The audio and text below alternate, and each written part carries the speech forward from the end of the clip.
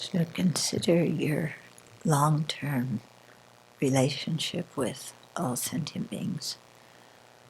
Since we've been together with them in samsara, beginninglessly, going up and down in the different realms of existence, being together with some beings in one birth, and being separated from them and being with others in another birth. And even if we come back and in another birth after that and be with the ones that we were initially close to, we don't recognize them at all because we're all constantly changing. There's no kind of soul or essence to any of us. But despite our plight in cyclic existence, under the control of afflictions and karma, we receive so much benefit and help, not only from the holy beings, but from other sentient beings.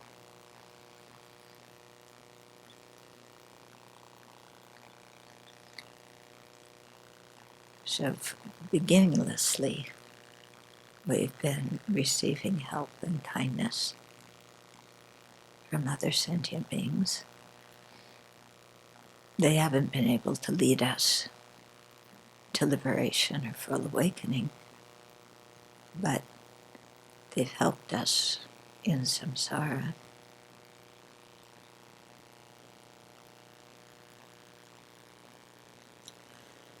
And so see them as endearing, see them as worthwhile.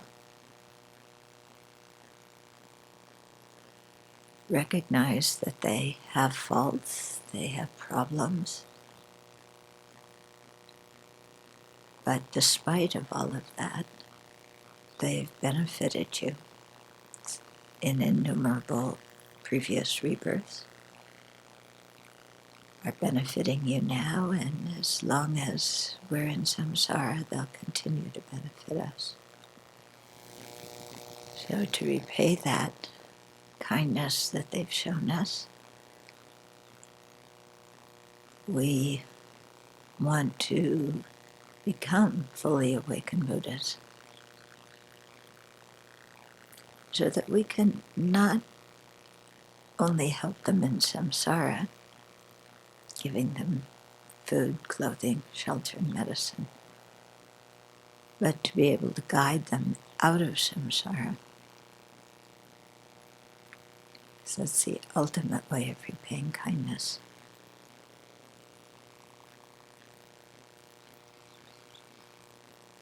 And so generate that determination to become a fully awakened Buddha in order to do so. Does it feel sometimes a little funny to you to think that you've known all sentient beings in a previous life and that they've been kind to you? Yeah. And does it feel funny that you know somebody in this life, but in a next life you could be separated from them and then meet them again in a life after that, but not know them because they're different and you're different? And none of us have any kind of soul or essence that makes us who we are. And then if you apply that to this life, yeah, and even now people don't have any soul or essence.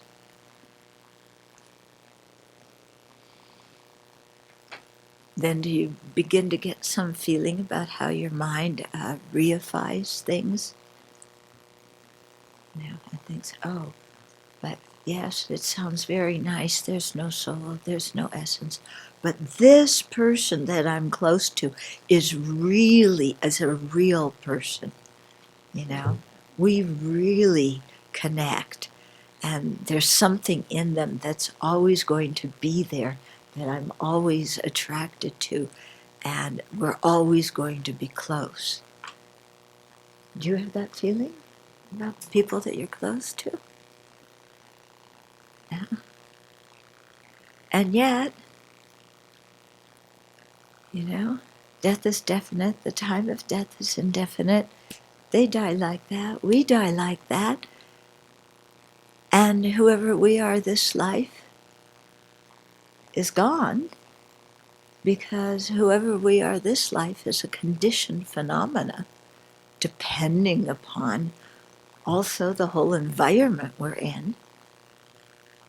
So it's not like who you are in this life, with your present quote, quote, personality and likes and dislikes and social status and so on, just picks up out of this body and goes plunk into another body.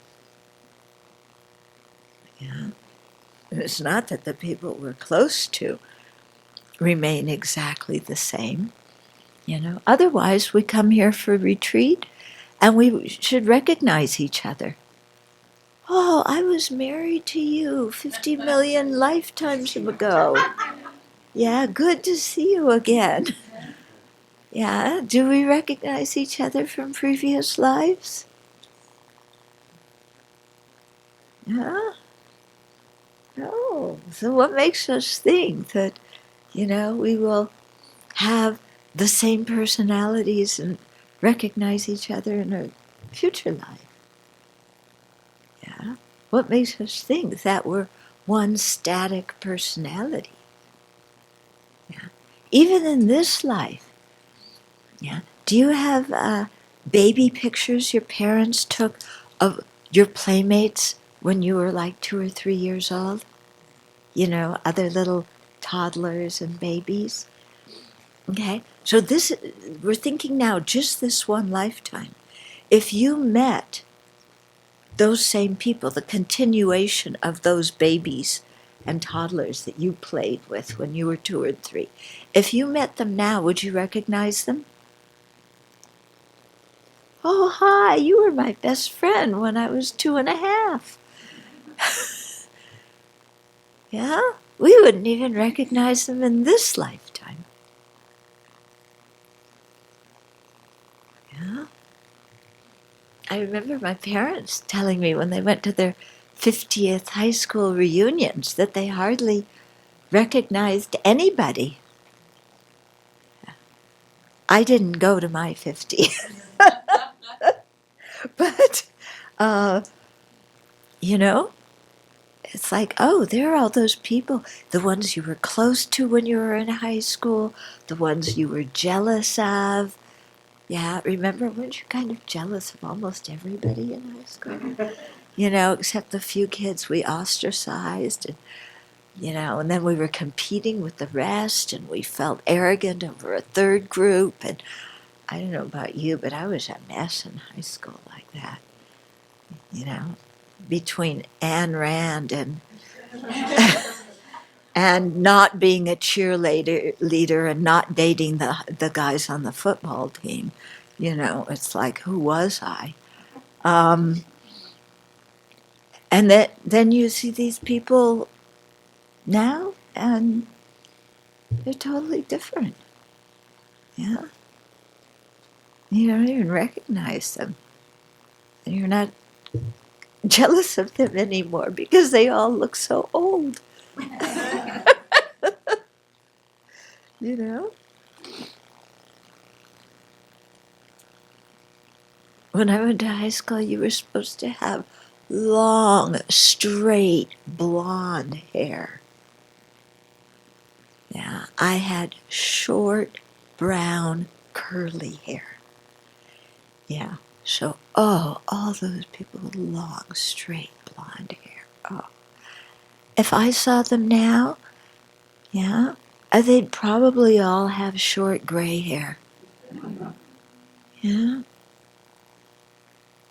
So, when you think about it, like, why in the world did we compare ourselves with other people back then and feel less than or feel more than or whatever it was?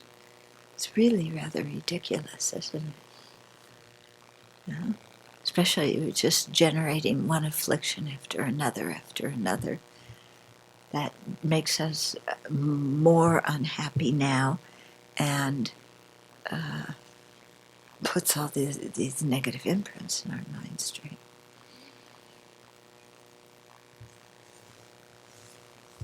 Maybe you weren't like me in high school. Yeah? Anybody like me? Anybody jealous and insecure in high school? Yeah? No. Never. Okay, so as Manjushri, we're never jealous or insecure. Yeah. When we're Manjushri, we don't care about those kinds of things.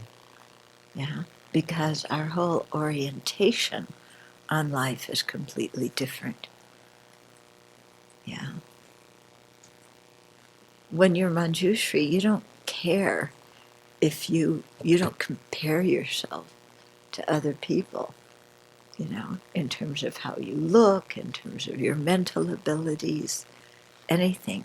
That's not important to you. Yeah. What's important to you when you're Manjushri is being of benefit to sentient beings. Okay, so I wanted this session just to talk a little bit about the clear appearance and the visualizations for the mantra, because most people want to know about that at the beginning, because you spend a chunk of the session reciting mantra. And then after that, then I'll go back and start from the beginning of the sadhana, because I wanted to talk in more depth about refuge, but to make sure that we got to this part about clear appearance and the mantra, I want to do it now. So otherwise we may never get to it. Okay, so in the front generation, yeah, you do all this thing of visualizing Manjushri and making offerings and so on. And then you want to stop and meditate on clear appearance. So what that's meaning is trying to develop some concentration with your object of meditation being Manjushri. Yeah? So remember that when you're visualizing Manjushri, you're not seeing him with your eyes. Yeah, it's the visualized image. So, it's like if I say, think of your mother. Yeah, do you have an image of your mother? Maybe your mother's no longer alive, but you still have an image in your mind. Even your eyes are open. Yeah? If I say, think of your pet dog or cat, those of you who have pets, an image comes to your mind. Even your eyes are open. Okay? So this is visualization.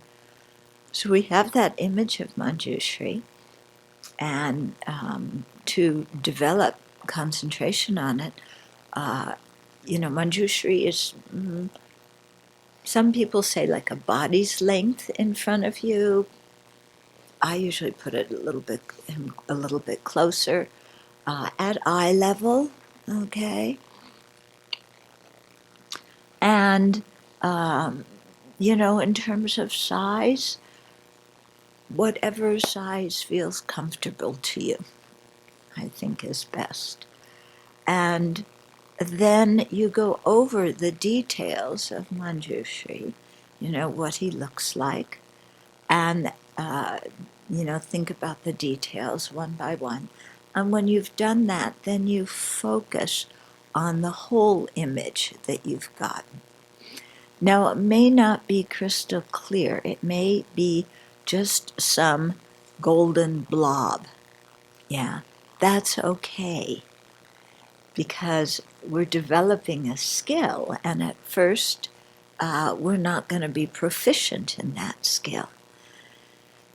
So you go over the different details and then focus on the general image that you get. If that image starts to fade, then you again go through the details to remind yourself of what they look like.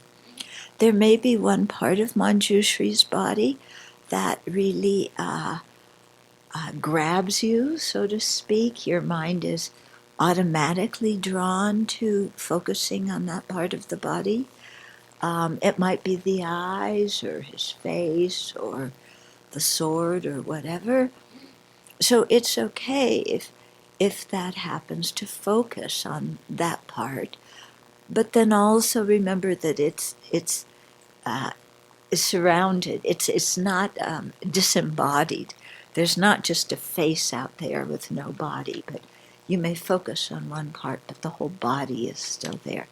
It's kind of like, if you look at somebody now, you may look at, when you're talking to somebody, you look at their eyes, yeah, but you're aware that their body's there. You're not, you may not notice what they're wearing, or, on which side they parted their hair or something like that. But you're aware that, the whole body is there. It's important to remember that Manjushri's made of light. Yeah, so you're not thinking of a statue that's hard and solid bronze. You're not thinking of, just a flat tanka, but really make Manjushri alive, okay? And he's looking at you again with acceptance and kindness. Yeah, so it's not like you're shy in front of Manjushri. Okay, so you do that. There's different hindrances that come up. One of the biggest ones is just getting ourselves to the cushion. Yeah, but that's why it's nice to be in a place where there's a schedule with everybody else, because when everybody's in the hall, you're going to be in the hall too. Okay, and that your practice gets done. It's harder when you're alone, okay? But you just write it into your calendar every day. Maybe, I don't know, you figure out what time it is. Every day at 5:30, you have an appointment with Manjushri, and, you go to where you meet Manjushri on that cushion, and you have your morning chat. Okay, and so you have to get to bed early the night before so that you don't sleep through your chat with Manjushri. Okay, and when the alarm clock rings that you got to get up, you have an appointment. And if a friend calls you and wants you to meet you early for breakfast, you say, "I'm sorry, I'm busy, I have an appointment." And they say, "What? At 5:30 you have an appointment?" Yes. Okay. And then your practice gets done. Okay. Once you start to practice, once you get yourself seated, yeah, then the next challenge is to keep your focus on Manjushri. Yeah. And that's where the mental factor of mindfulness is crucial. Mindfulness the word mindfulness is related to memory or remembering. So in the context of developing concentration or serenity, what we're remembering is our object of meditation. So we're being mindful of Manjushri. We're remembering what Manjushri looks like. Going over the details, fixing our focus on the general image. Okay? So that mental factor of mindfulness, yeah, it's not what mindfulness means in pop culture. Okay? This is the Buddhist meaning of mindfulness. Yeah, where you're remembering something so that you can keep it in mind. When we practice ethical conduct, we remember our precepts. We remember how we want to be. Okay? So it's not, mindfulness now means just being aware of what's going on in your mind. That's not the Buddhist meaning in this context, okay? So the mindfulness is what puts your mind on the object. Yeah? When you get distracted, you have to renew the mindfulness and again bring your focus, bring your attention back to Manjushri. Yeah, so the mindfulness is the crucial factor in stabilizing your mind on Manjushri so that your mind isn't kind of going all over the place. Yeah? The other mental factor that's really important is called introspective awareness, or sometimes introspective alertness, or vigilance, or clear knowing. There's a lot of different ways to translate it, okay? But the second one, what it's doing in the context of developing serenity, is it's like a little spy. It's like one corner of your mind that is checking, am I focused on Manjushri? Or am I distracted? Am I falling asleep? Whatever. Okay. So you have your mindfulness on Manjushri, on the visualization, and then once in a while you check up with this introspective awareness and see, am I still focused on Manjushri or not? Yeah. If you're not focused on Manjushri, then you have to see what it is that's interrupting your concentration and counteract it. So there's kind of two main trends that take us off. Yeah, but there's actually more than these two. Okay. So the two main ones are going on the dull side, and the other one is going off on the distracted side. Okay? So there's different levels of dullness.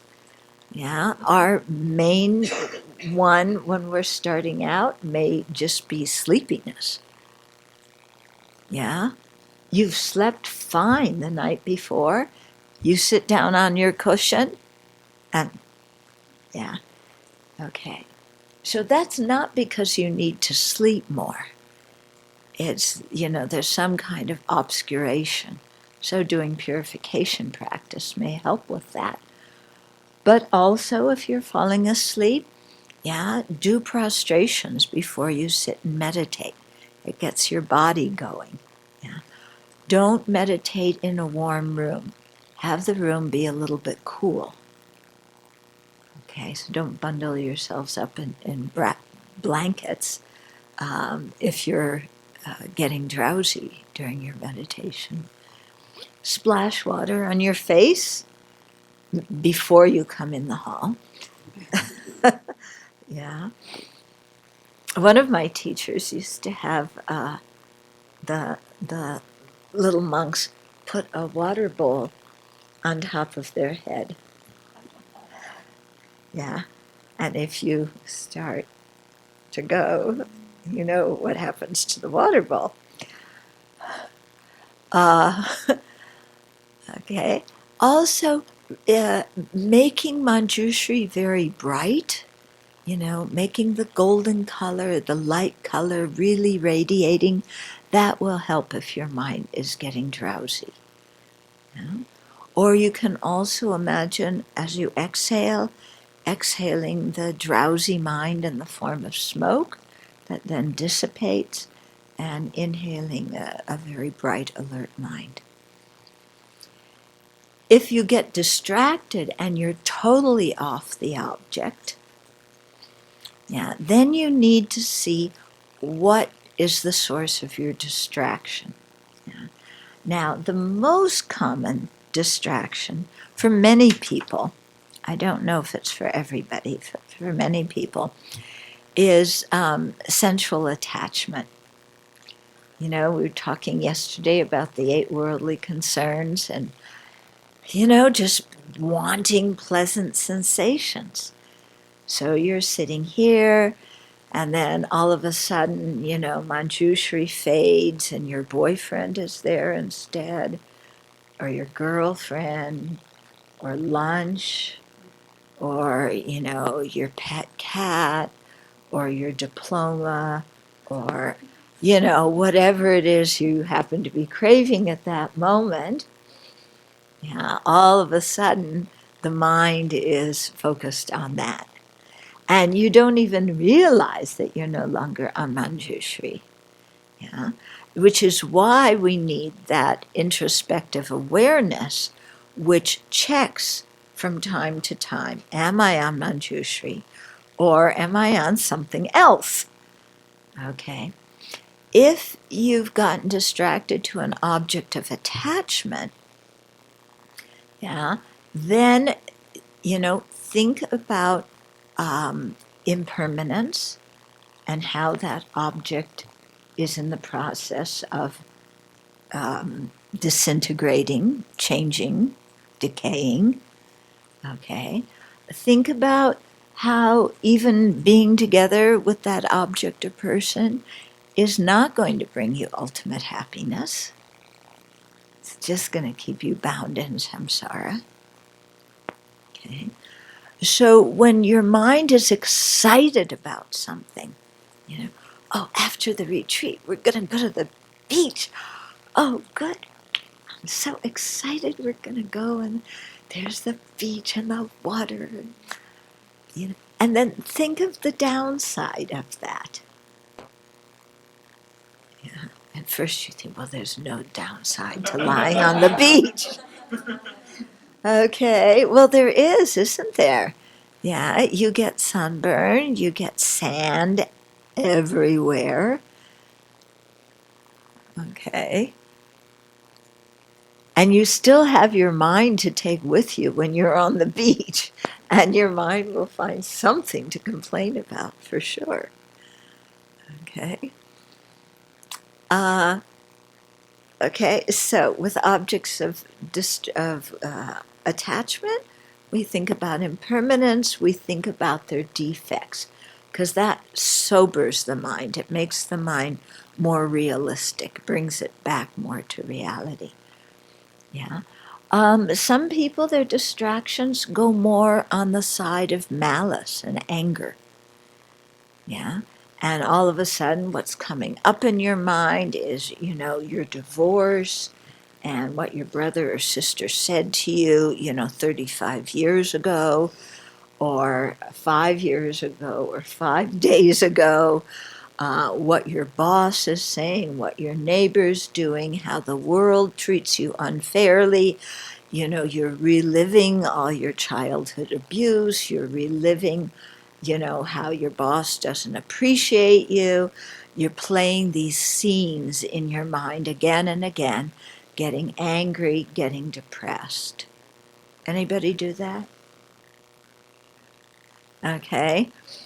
So, there's Manjushri, with his beautiful face, smiling, looking at you with acceptance. And what is your mind focused on? My life is terrible. Incredible, isn't it? Yeah. I mean, we ate breakfast. We're here in a safe place. We have clothes and shelter. And we're with a nice group of people. And what's going on in our mind?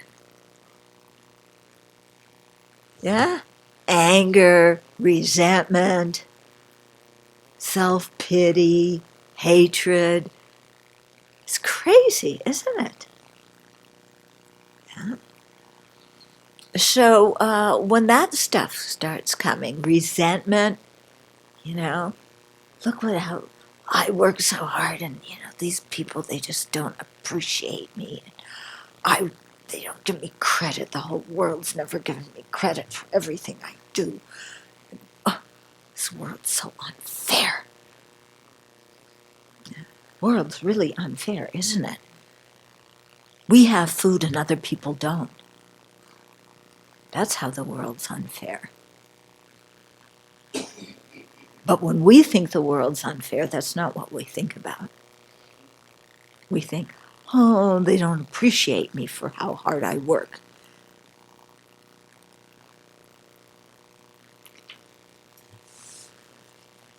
Okay. Yeah, the world is very unfair. Okay. And, okay, we work to make the world fair, but how are we going to work with our own feeling of it being unfair? And our jealousy, our resentment? Are we going to work that out by trying to change outside? Yeah. Can you go back and redo your past? Yeah. The past is over and done with.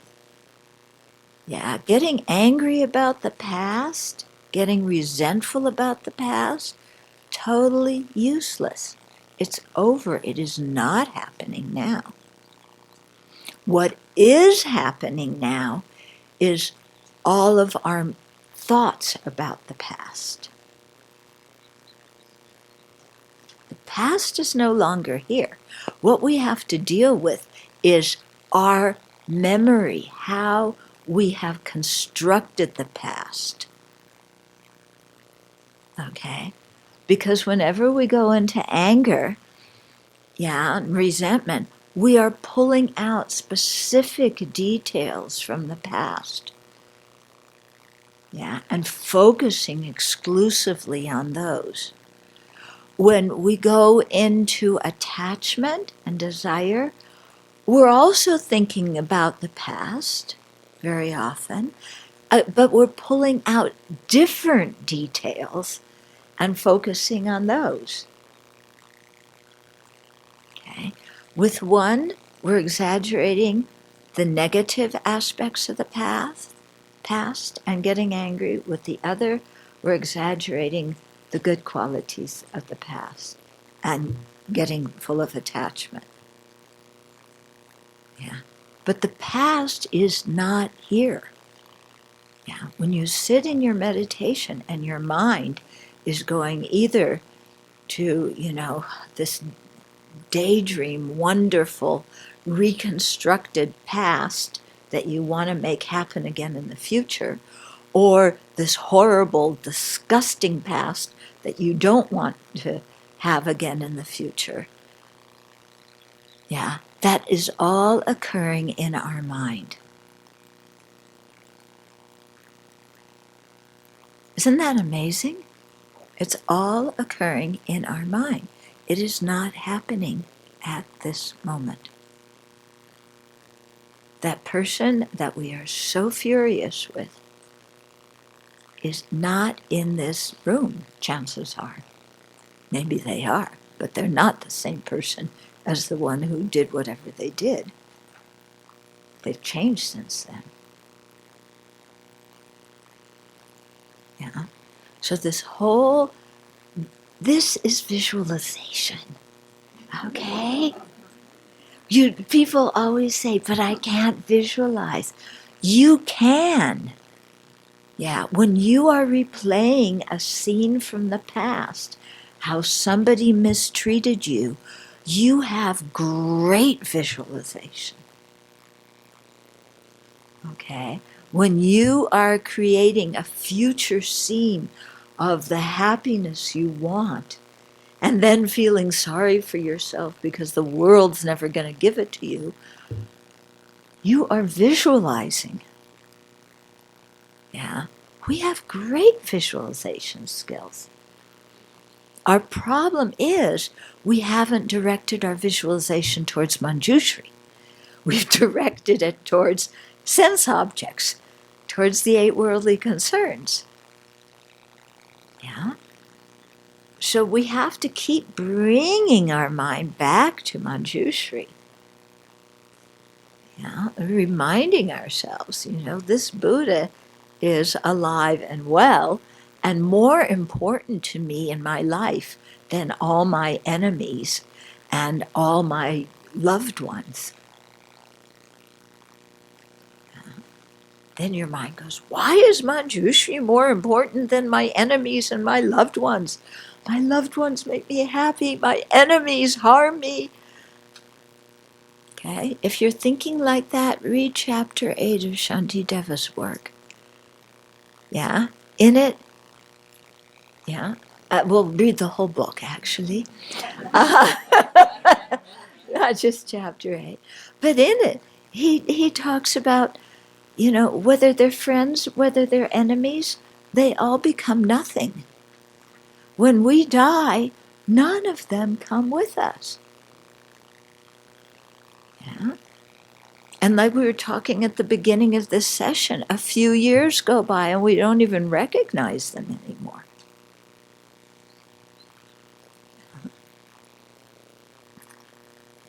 And none of them, Shantideva goes through this beautiful section. It's earlier in the book, where he talks about, why do we want to harm our enemies? Why do we want revenge on the people who have harmed us? Yeah, they're going to die anyway. Why do we want to harm them? Why do we want to kill them if they're going to die anyway? That's really kind of crazy, isn't it? Yeah. If they're going to experience their own karma, the results of their own actions anyway, why do we want to harm them? It doesn't do any good. Okay, so might as well let it go. Yeah, then our mind can be peaceful. When we've let this kind of stuff go, then it becomes so much easier to focus on Manjushri, because we've made peace with the past. We've settled with the past. Yeah, and the past doesn't have to, come up and have us. You know what I mean? Okay. So if a lot of resentment comes up, then you meditate on loving kindness. You meditate on fortitude or patience. Yeah, you realize, hey, this is the past. It's not happening now. And I don't have to carry this grudge around with me. Tracy sent a beautiful email this morning of an article about her brother who, how many years ago? 25? 22 years ago, was a police officer who got shot when he was trying to investigate something. Nearly got killed. He was shot in the neck. And the guy who shot him was a young kid who had no purpose in life. Yeah, and had thought, in the environment he grew up in, my life isn't worth anything. I'll probably wind up in prison or dead anyway. So if a cop ever bothers me, I'm going to resist. And he resisted, and he shot Tracy's brother. And he lied at the trial, but he got convicted anyway, went to prison. And once he was in prison, he started to reflect on his life more. He matured, he grew up, he realized what he did was wrong. Yeah, he came up for parole a few times. The parole was rejected. At the beginning, both Tracy's brother and sister-in-law wanted him in prison, and at his first parole hearing, didn't want him to be released. Yeah. Your brother came to the first hearing and spoke, and we don't want this guy out of prison. But then something started to change in your brother. You want to tell the rest of the story? Give her the mic. Yeah. I think what my brother started to realize was that the anger was going to kill him, even if the gunshot didn't. They were obsessed with fear of other retaliation, and I don't know, just so angry. It was driving them both crazy, basically, and they kind of built this young man up into a monster, a demon, and many years later, when they saw him, they saw he had glasses on, and he's kind of a little bit nerdy, and their idea of who he was really changed. And my brother started to realize that so many good things had happened in a kind of roundabout way from the accident that he started to feel a kind of gratitude. Yeah, that was really, really amazing. So, and he could see how much the young man had lost. So the contrast was so stark that he just couldn't justify being mad at him anymore. Yeah. They also did a victim offender dialogue in prison, and started writing letters. They eventually met each other, and the picture on the web had Tracy's brother, who's like this big, and the guy who's substantially shorter, and then Tracy's sister-in-law. And the guy who had killed him had his arms around both the brother and the sister-in-law. And they're all smiling. Yeah? So that's the power of forgiveness. Okay? That's the power of letting go of the past. When Tracy sent the URL, the link, she said, "I'm so proud of my brother." Yeah. And this is something to be proud of. Yeah. I mean, how much he changed and how much he was able to make his own mind happy by forgiving this other guy. Yeah. So if that kind of forgiveness can happen, then there's hope for us, because chances are we haven't been shot. Yeah. Maybe you were shot emotionally, but then also we have to look at why we hold on to that, or why we were hurt to start with, what our expectations were. Maybe we had some false expectations there. Okay? But what I'm getting at is to really, everybody wants to develop concentration. To develop concentration, you have to deal with your afflictions, with your mind. You can't bypass them. Some people manage to suppress all that stuff and meditate, but most people cannot do that. And even if you suppress it, it's still there, and it comes out in other ways in your life. Yeah. So, so dealing with our fantasy mind full of desire, dealing with our hurt mind that feels the world's unfair, dealing with the mind, yeah, with the jealous mind, with the mind that says, "Look at me, aren't I wonderful?" Yeah. And then watching how in one meditation session your distractions can go from desire to anger to jealousy to back to attachment, sprinkle a little doubt in there, then you fall asleep for a while, and finally the session is over. Okay. So, so this is, one of the reasons why they say to develop concentration, we need to keep good ethical conduct.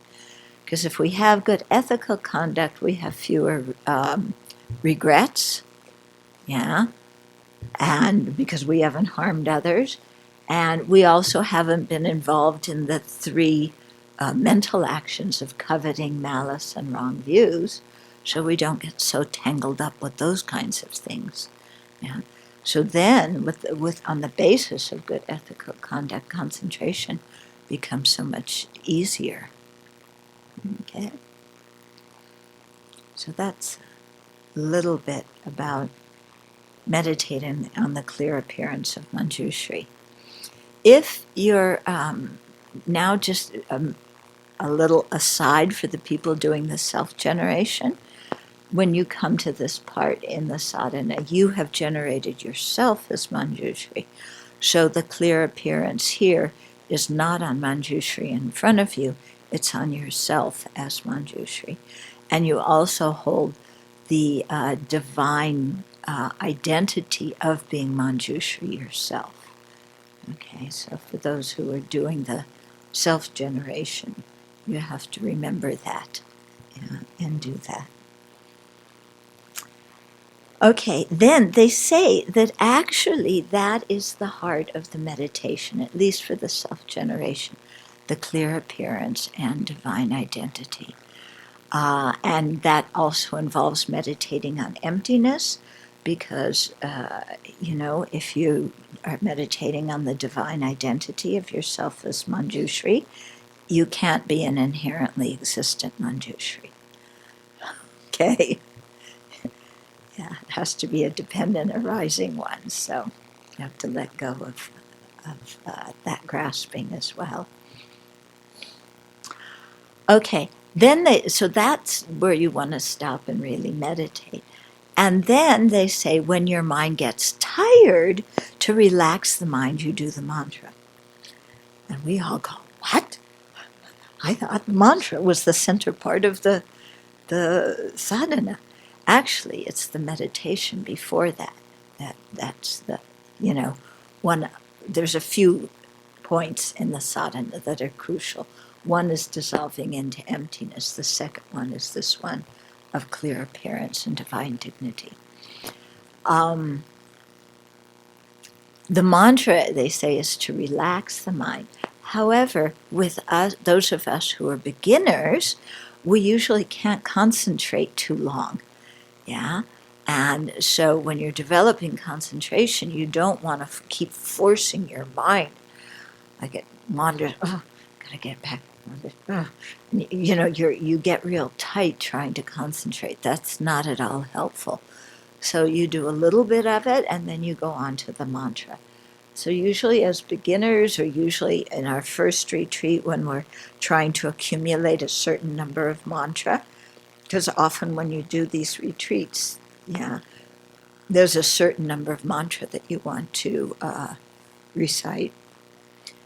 So at those times, because we're comparatively beginners, then we tend to do more mantra rather than the meditation on the clear appearance and divine dignity. But it's good to do some of both. Okay, then during the mantra recitation, there's different visualizations to do. Okay, so we'll talk about it here in terms of the front generation. Yeah, the only difference being with the people doing the self-generation is that the thing is focused at your heart instead of in front of you. Okay? So there you are, meditating on Manjushri in front of you. And at Manjushri's heart, there's a flat, horizontal moon disk. So don't think of a round moon and then you're trying to put a D on it and the D keeps slipping off. It's a flat moon cushion, and it's horizontal, okay? Yeah. So at Manjushri's heart, when we talk about the heart in Buddhism, we're not talking about the beating heart, we're talking about the center of the chest, the heart chakra. Okay? So inside Manjushri's body, the chakras are all inside. When you visualize seed syllables, like when you're visualizing Manjushri with an Om at his crown, it's not on the top of his head, it's inside. It's at the level of the crown, but below the skull. You know, when we say the Ah at the throat, it's not an Ah pasted on Manjushri's throat, it's inside. Yeah. The same with the Hun, the blue Hun is inside Manjushri's body. Okay? So there's Manjushri. You have the flat moon disk with the orange syllable D in front, and then encircling it at the periphery, at the edge of the moon disk, is the mantra. And the mantra is going clockwise as you're looking at it, with Om in front. So it's Om Arapatsana. Yeah, there's 6 spokes. Om Arapatsana, 6 spokes, and the D is in the center. Okay? And so they're all this bright golden color, and they're radiating light, and they're made of light. Okay? So here in the common way to start out, yeah, then you think that from the D, from the Omarapatsana syllables, yeah, light radiates, which goes out into the universe, and it invokes from all the Buddhas and Bodhisattvas the wisdoms of explaining, debating, and writing, and the wisdoms of hearing, thinking, and meditating that are possessed by the Buddhas and Bodhisattvas, the solitary realizers who, have attained arhatship, the hearers or shravakas who are arhats, all the wise and learned masters of all traditions. Okay, so it usually we're just invoking the blessings, the energy of the Buddhas and Bodhisattvas. Here, it's even going to the wisdom and the of the learned masters of all the different traditions. Yeah, and that's because Manjushri is the Buddha of wisdom, and the wisdom that we need to be a Buddha. The principal wisdom is, yes, the wisdom realizing emptiness, but that's not the only wisdom. You have to have the wisdom that knows conventional truths. And among conventional truths, there's lots of things that you need to know. Yeah? So you need to know how to communicate with people. You need to know people's dispositions. You need to know what they're interested in, what their inclinations are. Because if you're going to lead them to awakening, you have to understand how they think. Yeah. Otherwise, how are you going to be able to guide them? Because sentient beings are so vast and they're so different.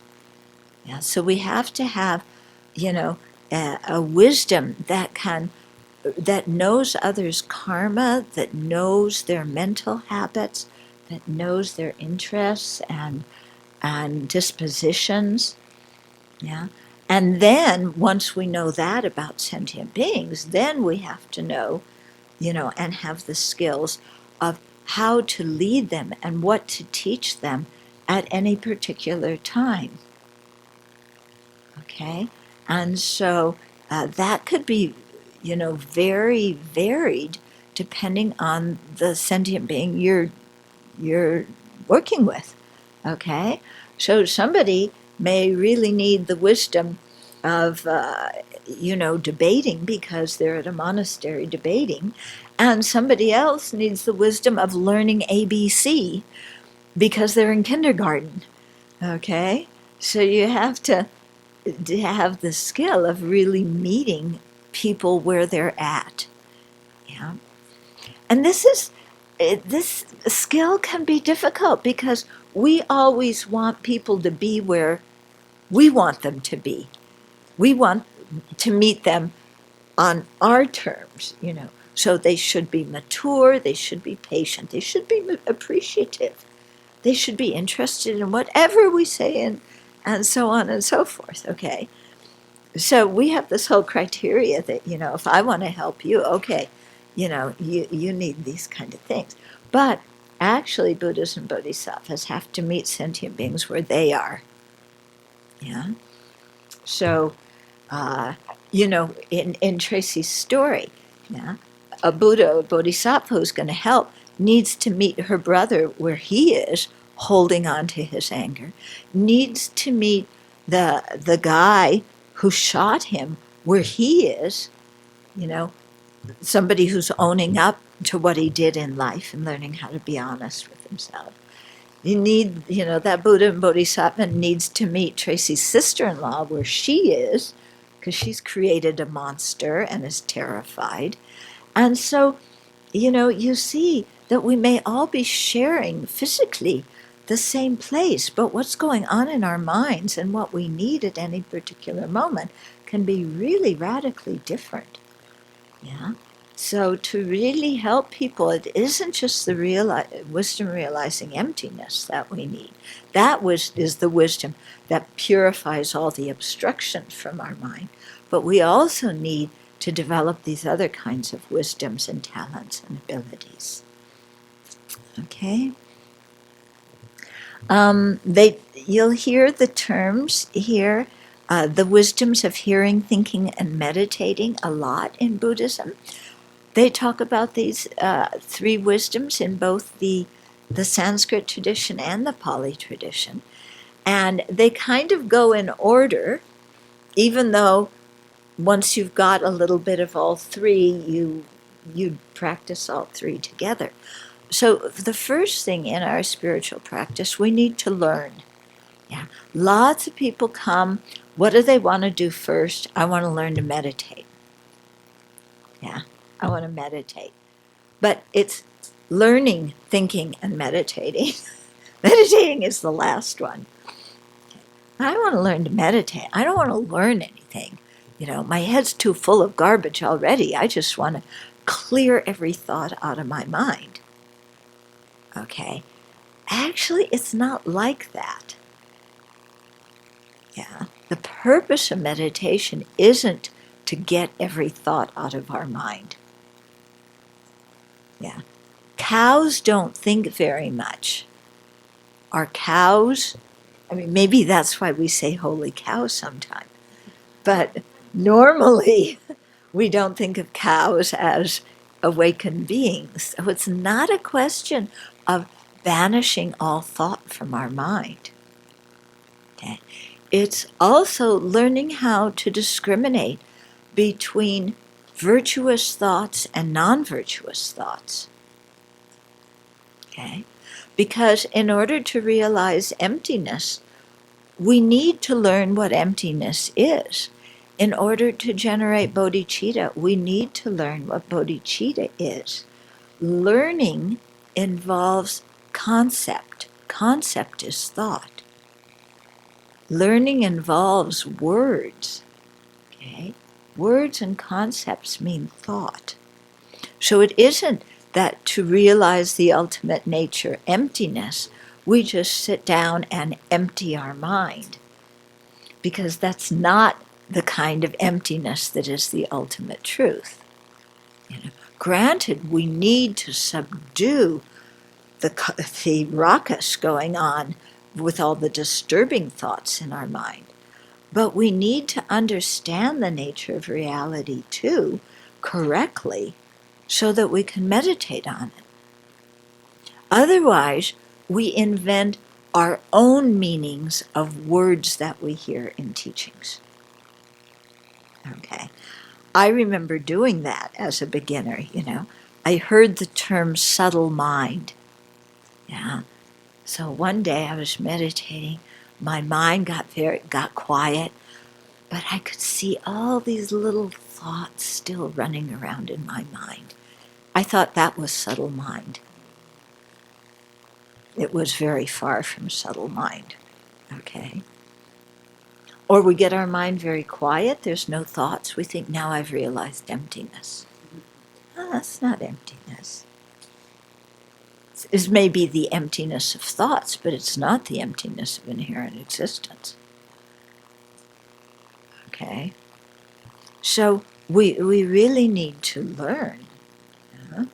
And so one level of wisdom we develop is the wisdom from learning, which can mean hearing teachings, reading books, studying the Dharma. So nowadays, well, in ancient times, the learning was usually by word of mouth, because the written culture wasn't so strong. Now, we tend to read a lot, but I still think it's very, very important to sit in front of a live teacher, not just read, not just watch on video. Okay? It's still very important to be there in person. First of all, because the ambience is different, how you listen is different. Yeah, what happens? How many of you have watched Dharma videos at home? Yeah. What kind of posture are you in when you're watching the Dharma video?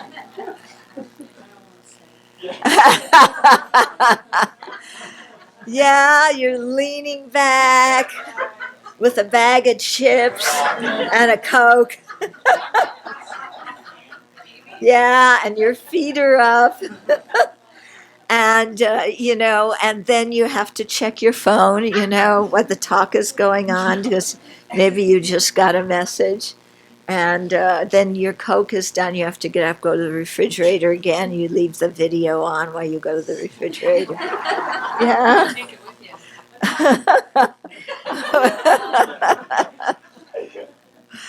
Okay. So sitting in a room full of people who are actually listening to the teaching and listening to a live human being is very, very different. Okay? So that's why it's important that you all came here like you did, and you're all sitting here, and you all had to go through something to get yourself here. Yeah, some of you came from very far away. Some of you came internationally. Some of you came from other parts of the country. Yeah, you have to do something to get yourself here. Yeah, that process of seeing, knowing what you need to do and taking the concrete steps is all part of the accumulation of virtue, because you've decided what's important and you're willing to do what you need to do in order to do what's important. Okay? Which is so much different than the energy you exert by turning on your computer. Yeah, this does not compare with everything you did to get yourself here. Yeah, and also, you're up and you're doing the meditation sessions. You're at the discussion. You're practicing all day. Yeah, because you're offering your food. You're dedicating for the people who offered the food. Your whole day is involved with Dharma. So it's having a totally different effect on your mind than, as you've experienced watching Dharma at home. Okay? Now, having said that, it's good that there's Dharma online, because some people cannot always be here. But if you say to yourself, "Oh, I won't make the effort to go to the teachings because I can watch it at home and it's so much more convenient," meaning, what is it meaning? I'm lazy. Yeah. Then how you listen, the benefit you derive from it is going to be different. Yeah. Whereas you're here now and you're listening and you have to respond. Yeah. I mean, because it's not that the speaker just gives the Dharma, the speaker and the audience are in relationship. Yeah. And so how you are responding influence how the speaker speaks and what the speaker talks about. Okay. So it's a whole experiential thing, which is very different than watching it online. Okay. But it's good that we have teachings online because we get letters from people in far out places. Yeah, like the middle of Arkansas. Yeah. uh, we get the emails from people all over the world who say, thank you so much for putting the Dharma online, because where I live, there's no possibility to go to a center. Yeah. So those people have a different appreciation of getting Dharma online than the people here who choose to watch rather than attend, you know? Mm-hmm. I also think a lot of us found you online. Yeah. And so that was our introduction. And then we chose to Yeah. take that another step. Right. Right. So finding a teacher online is part of it. And also that's a good way to check out a teacher too. Thank you so much, Venerable. In terms of dealing with our delusions like attachment and aversion, the other instruction I received was to simply watch them, like when we're meditating, not get caught up in them, not to suppress them, but sort of see them and then see them dissolve. Mm-hmm. Is that also something that could be helpful? Yes, that definitely can be helpful. It depends on what works for you. Okay?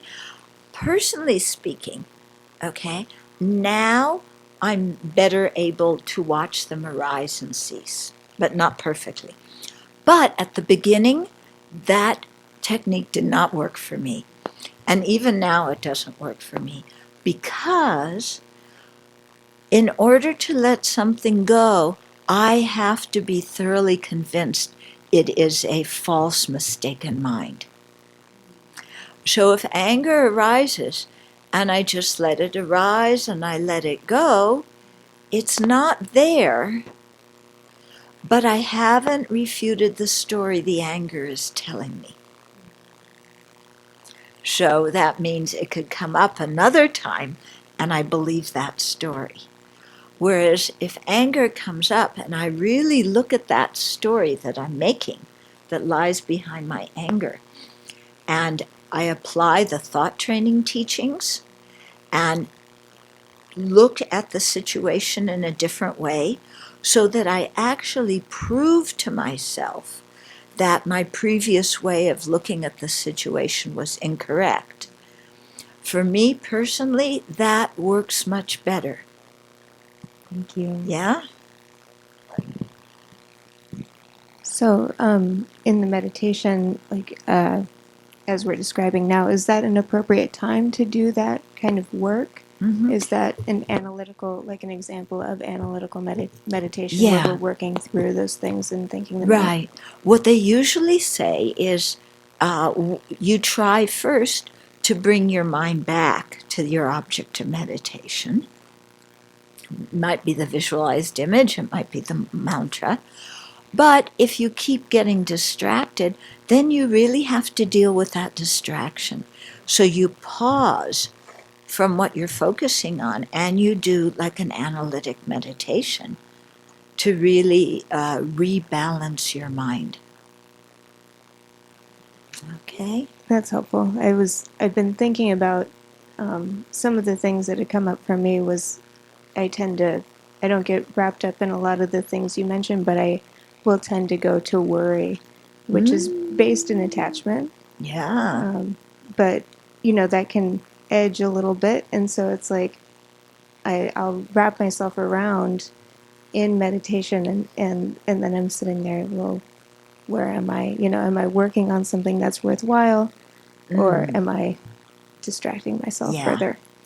worry is a distraction, okay? There's different ways, there's different sets of 5 hindrances, but one of them includes worry as one of the 5 hindrances, okay? And so it's something that is going to interfere with your meditation. It's also going to make you miserable during life, and it's going to make your kids miserable. Yeah, having grown up with parents that worry, I know from experience. Okay, so it's a thing. What's the antidote to worry? Well, one thing is to see that you're apprehensive about things that don't exist. Okay, worry is involve imagination, isn't it? All the things that could go wrong, all the things that could happen. None of them have happened.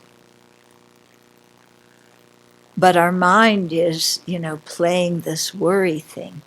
So just to realize, this is not happening now. And then to think, how likely is it for it to happen?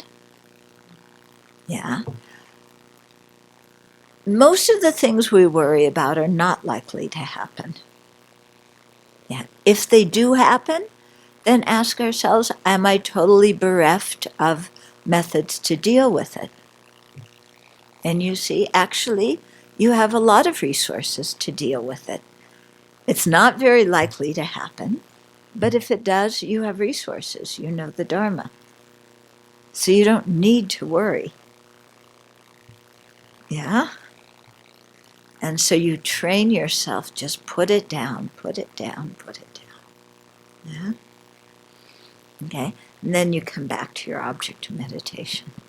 So you don't get involved in psychologizing. Yeah.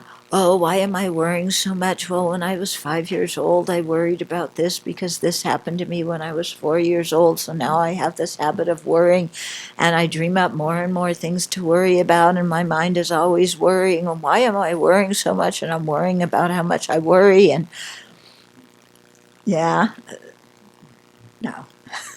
Okay. Just look at it for what it is. And, because we always go, oh, if that happens, what happened? What am I going to do? What am I going to do? So, okay, we all know we're going to get old, right? Yeah. So we prepare for old age. How do you prepare for old age? You realize that it's going to happen and you accept it, and you start to think, well, what kind of old person do I want to be? So instead of worrying about getting old, oh, I'm going to get old, and I never got married, I didn't have kids, or I got married, but my kids don't want to stay with me, and they're going to be off doing their own thing, and I don't want to inconvenience them, and so I'm going to get old, and then there's going to be nobody who takes care of me, and what's going to happen? And then they're going to stick me in some old age home, and I'm going to decay, and this is going to be rotten, and what am I going to do when I don't have any hair to pull out? Yeah?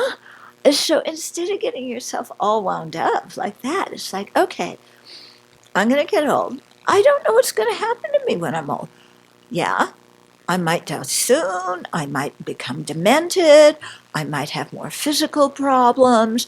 I don't know. But whatever it is, I want to be a cheerful, old, decrepit nun. Yeah?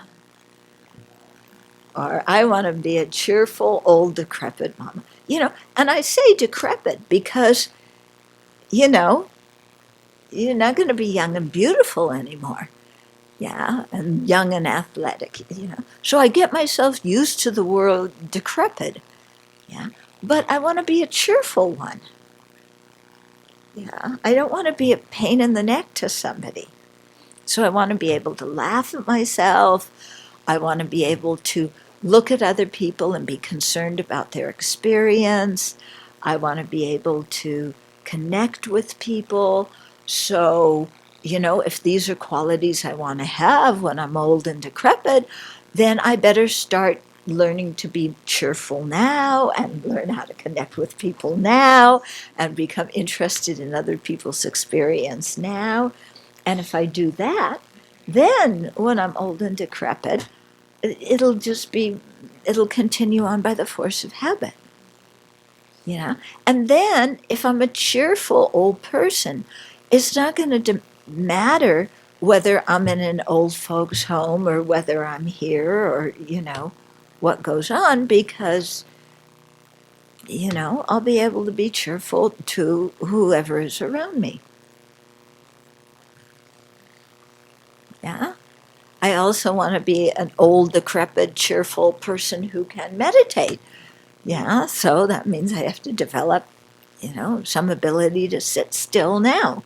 Because at some point my body is going to say, you're sitting still. Because it's not going to want to move very much.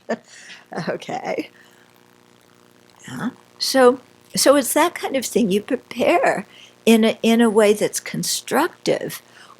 And worry doesn't prepare for the future. It just frets and makes us crazy and neurotic. Yeah.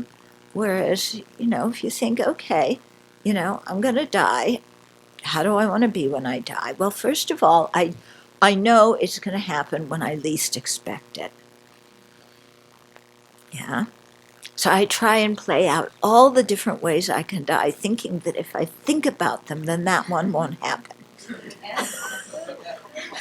Yeah. But it doesn't work that way, Someday I'm going to wake up, and when I least expect it, it's going to, happen. And so, okay, that means I need to be flexible. I need to be able to go from a mind of today I'm going to do this and this and this to, well, today we're going to die. Death is here. It's come. Yeah. And let go of whatever I had planned to do that day.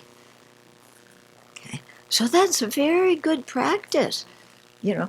We've noticed when people come to the Abbey, they have such difficulty because you make a plan for the day and then you can't do everything that you put on your list.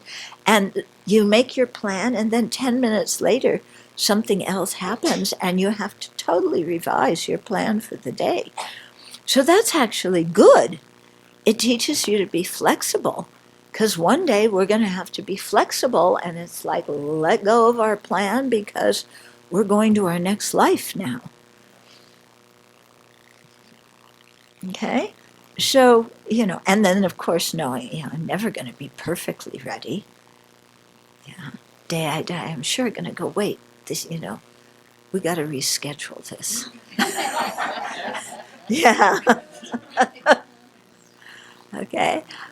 So you learn to deal with your worries in a constructive manner.